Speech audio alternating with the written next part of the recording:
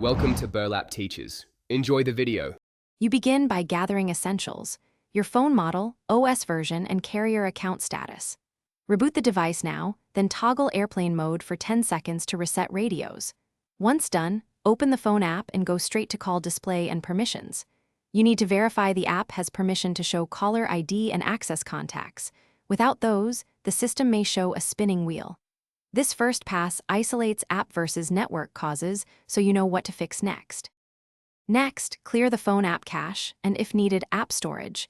This removes corrupted temporary data that causes loading loops. Then update or reinstall the default dialer and any carrier-provided calling app. Mismatched versions break caller ID lookups. You should test incoming calls on both Wi-Fi and cellular to see if the spinning wheel is network dependent. If one path works, the issue lies with carrier signaling or DNS lookup delays. If both fail, continue to carrier-level steps in the final slide. For final resolution, reset network settings to clear APN and SIP tweaks that block caller ID resolution. Then confirm carrier provisioning, ask them to refresh your line or push a configuration update. This often clears spinning wheels caused by server-side mismatches.